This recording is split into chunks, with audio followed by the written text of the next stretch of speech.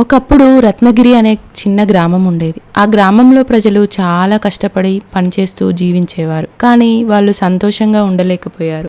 ఎందుకంటే ఆ గ్రామంలో గంగాధరుడు అనే ధనవంతుడు ఉండేవాడు. అతడు చాలా దురాశపడి ఉండేవాడు. తన డబ్బు తప్ప అతనికి ఇంకేమీ ముఖ్యం కాదు. అతనికి ఒక పెద్ద ధాన్యాగారం ఉండేది. గ్రామస్తులు పండించిన పంటను తక్కువ ధరకే తీసేసి ఎక్కువ ధరకు అమ్మేవాడు. ఎవరైనా డబ్బు అడిగితే ఎక్కువ వడ్డీకి అప్పు ఇచ్చి వాళ్ళని ఇబ్బంది పెట్టేవాడు.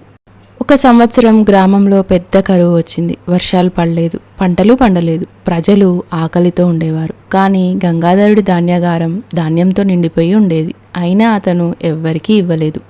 గ్రామస్తులను చూసి ధర్మయ్య అనే గ్రామ పెద్ద గంగాధరుడిని వేడుకున్నాడు, దయచేసి ప్రజలకు ధాన్యం ఇవ్వండి అని. కానీ గంగాధరుడు వినలేదు. అప్పుడు ఆ గ్రామానికి ఆనందస్వామి అనే ఒక గురువుగారు గ్రామానికి వచ్చారు. ఆయన ప్రజల బాధ చూసి చాలా బాధపడ్డాడు.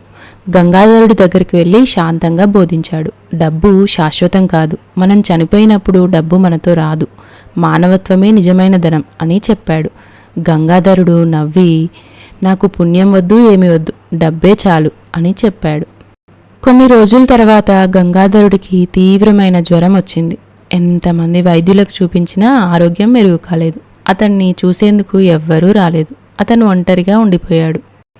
ఆ సమయంలో గంగాధరుడు తన తప్పు గ్రహించాడు. ధర్మయ్యను పిలిచి, నన్ను క్షమించండి, నా ధాన్యమంతా ప్రజలకు పంచండి, నా డబ్బు గ్రామానికి ఉపయోగపడాలి అని చెప్పాడు.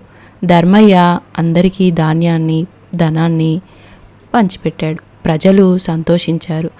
గంగాధరుడు కోలుకున్నాడు. ఆ రోజు నుండి అతను ప్రజలకు సహాయం చేయడం మొదలుపెట్టాడు. అందరూ అతన్ని గౌరవించడం మొదలుపెట్టారు. గంగాధరుడు చివరికి తెలుసుకున్నాడు, నిజమైన ఆనందం డబ్బులో కాదు, దయ, సహాయం మనిషిని గొప్పవాడిని చేస్తాయి.